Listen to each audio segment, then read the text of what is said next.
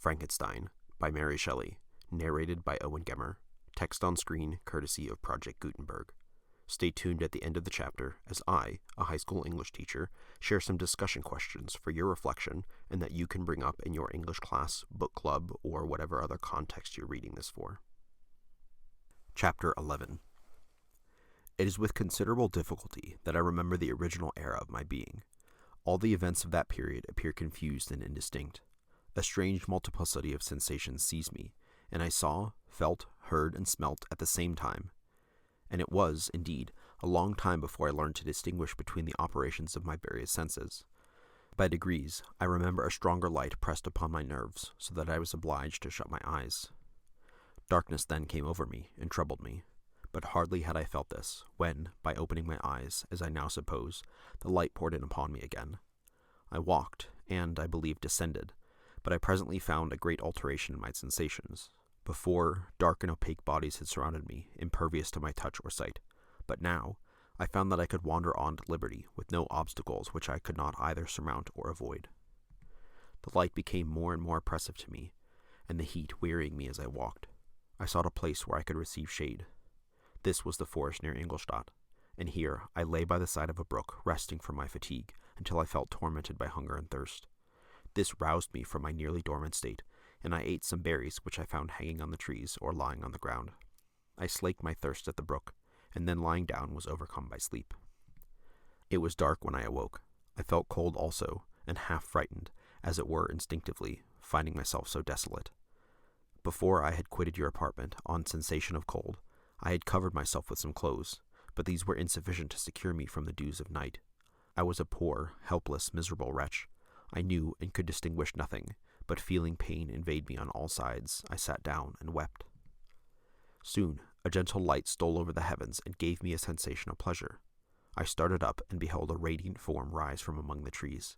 I gazed with a kind of wonder. It moved slowly, but it enlightened my path, and I again went out in search of berries. I was still cold, when under one of the trees I found a huge cloak, with which I covered myself and sat down upon the ground. No distinct ideas occupied my mind, all was confused. I felt light and hunger and thirst and darkness. Innumerable sounds rung in my ears, and on all sides various scents saluted me. The only object that I could distinguish was the bright moon, and I fixed my eyes on that with pleasure. Several changes of day and night passed, and the orb of night had greatly lessened, when I began to distinguish my sensations from each other. I gradually saw plainly the clear stream that supplied me with drink, and the trees that shaded me with their foliage. I was delighted when I first discovered that a pleasant sound, which often saluted my ears, proceeded from the throats of the little winged animals who had often intercepted the light from my eyes. I began also to observe, with greater accuracy, the form that began to surround me, and to perceive the boundaries of the radiant roof of light which canopied me. Sometimes I tried to imitate the pleasant songs of the birds, but I was unable. Sometimes I wished to express my sensations in my own mode, but the uncouth and inarticulate sounds which broke from me frightened me into silence again. The moon had disappeared from the night, and again, with a lessened form, showed itself, while I still remained in the forest. My sensations had by this time become distinct, and my mind received every day additional ideas. My eyes became accustomed to the light, and to perceive objects in their right forms. I distinguished the insect from the herb, and, by degrees, one herb from another. I found that the sparrow uttered none but harsh notes, whilst those of a blackbird and thrush were sweet and enticing. One day, when I was oppressed by cold, I found a fire which had been left by some wandering beggars, and was overcome with delight at the warmth I experienced from it. In my joy, I thrust my hand into the live embers, but quickly drew it out again with a cry of pain. How strange, I thought, that the same cause should produce such opposite effects. I examined the materials of the fire, and to my joy found it to be composed of wood. I quickly collected some branches, but they were wet and would not burn. I was pained at this, and sat still watching the operation of the fire. The wet wood which I had placed near the heat dried, and itself became inflamed. I reflected on this, and by touching the various branches, I discovered the cause, and busied myself in collecting a great quantity of wood that I might dry it, and have a plentiful supply of fire. When night came on, and brought sleep with it, I was in the greatest fear lest my fire should be extinguished. I covered it carefully with dry wood and leaves, and placed wet branches upon it, and then, spreading my cloak, I lay on the ground and sunk into sleep. It was morning when I awoke, and my first care was to visit the fire. I uncovered it, and a gentle breeze quickly fanned it into a flame. I observed this also, and contrived a fan of branches, which roused the embers when they were nearly extinguished. When night came again, I found with pleasure that the fire gave light as well as heat, and that the discovery of this element was useful to me in my food, for I found some of the offals that the travelers had left had been roasted, and tasted much more savory than the berries I gathered from the trees. I tried therefore to dress my food in the same manner, placing it on the live embers. I found that the berries were spoiled by this operation, and the nuts and roots much improved. Food, however, became scarce, and I often spent the whole day searching in vain for a few acorns to assuage the pangs of hunger. When I found this, I resolved to quit the place that I had hitherto inhabited, to seek for one where the few wants I experienced would be more easily satisfied. In this emigration, I exceedingly lamented the loss of the fire which I had obtained through accident, and knew not how to reproduce it. I gave several hours to the serious consideration of this difficulty, but I was obliged to relinquish all attempt to supply it, and, wrapping myself up in my cloak, I struck across the wood towards the setting sun. I passed 3 days in these rambles, and at length discovered the open country. A great fall of snow had taken place the night before, and the fields were of one uniform white. The appearance was disconsolate, and I found my feet chilled by the cold, damp substance that covered the ground. It was about 7 in the morning, and I longed to obtain food and shelter. At length I perceived a small hut on a rising ground, which had doubtless been built for the convenience of some shepherd. This was a new sight to me, and I examined the structure with great curiosity. Finding the door open, I entered. An old man sat in it near a fire, over which he was preparing his breakfast. He turned on hearing a noise, and perceiving me, shrieked loudly, and, quitting the hut, ran across the field with a speed of which his debilitated form hardly appeared capable. His appearance, different from any I had before seen, and his flight somewhat surprised me, but I was enchanted by the appearance of the hut. Here the snow and rain could not penetrate, the ground was dry, and it presented to me then as exquisite and divine a retreat as pandemonium appeared to the demons of hell after their sufferings in the lake of fire. I greedily devoured the remnants of the shepherd's breakfast, which consisted of bread, cheese, milk, and wine. The latter, however, I did not like. Then, overcome by fatigue, I lay down among some straw and fell asleep. It was noon when I awoke, and, allured by the warmth of the sun, which shone brightly on the white ground, I determined to recommence my travels, and, depositing the remain of the peasant's breakfast in a wallet I found, I proceeded across the fields for several hours, until, at sunset, I arrived at a village. How miraculous did this appear! The huts, the nearer cottages, and stately houses engaged my admiration by turns. The vegetables in the gardens, the milk and cheese that I saw placed at the windows of some of the cottages, allured my appetite. One of the best of these I entered, but I had hardly placed my foot within the door before the children shrieked and one of the women fainted.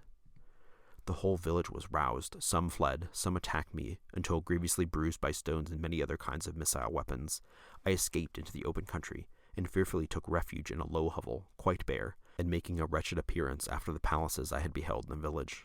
This hovel, however, joined a cottage of a neat and pleasant appearance, but, after my late, dearly bought experience, I dared not enter it. My place of refuge was constructed of wood, but so low that I could with difficulty sit upright in it. No wood, however, was placed on the earth, which formed the floor, but it was dry, and although the wind entered it by innumerable chinks, I found it an agreeable asylum from the snow and rain. Here, then, I retreated, and lay down happy to have found a shelter, however miserable, from the inclemency of the season, and still more from the barbarity of man. As soon as morning dawned, I crept from my kennel, that I might view the adjacent cottage, and discover if I could remain in the habitation I had found. It was situated against the back of the cottage, and surrounded on the sides, which were exposed, by a pigsty and a clear pool of water. One part was open, and by that I had crept in, but now I covered every crevice by which I might be perceived with stones and wood, yet in such a manner that I might move them on occasion to pass out. All the light I enjoyed came through the sty, and that was sufficient for me. Having thus arranged my dwelling, and carpeted it with clean straw, I retired, for I saw the figure of a man at a distance, and I remembered too well my treatment the night before to trust myself in his power. I had first, however, provided for my sustenance for that day by a loaf of coarse bread, which I purloined, and a cup with which I could drink, more conveniently than from my hand, of the pure water which flowed by my retreat. The floor was a little raised, so that it kept perfectly dry, and by its vicinity to the chimney of the cottage it was tolerably warm. Being thus provided, I resolved to reside in this hovel until something should occur which might alter my determination. It was indeed a paradise compared to the bleak forest, my former residence, the rain-dropping branches, and dank earth. I ate my breakfast with pleasure and was about to remove a plank to procure myself a little water when I heard a step, and looking through the small chink, I beheld a young creature with a pail on her head passing before my hovel. The girl was young and of a gentle demeanor, unlike what I have since found cottagers and farmhouse servants to be. Yet she was meanly dressed, a coarse blue petticoat and linen jacket being her only garb. Her fair hair was plaited, but not adorned. She looked patient, yet sad. I lost sight of her, and in about a quarter of an hour she returned, bearing the pail, which was now partly filled with milk, as she walked along, seemingly incommoded by the burden. A young man met her, whose countenance expressed a deeper despondence. Uttering a few sounds with an air of melancholy, he took the pail from her head, and bore it to the cottage himself. She followed, and they disappeared. Presently, I saw the young man again, with some tools in his hand, cross the field behind the cottage, and the girl was also busied, sometimes in the house and sometimes in the yard. On examining my dwelling, I found that one of the windows of the cottage had formerly occupied a part of it, but the panes had been filled up with wood. In one of these was a small and almost imperceptible chink, through which the eye could just penetrate. Through this crevice, a small room was visible, whitewashed and clean, but very bare of furniture.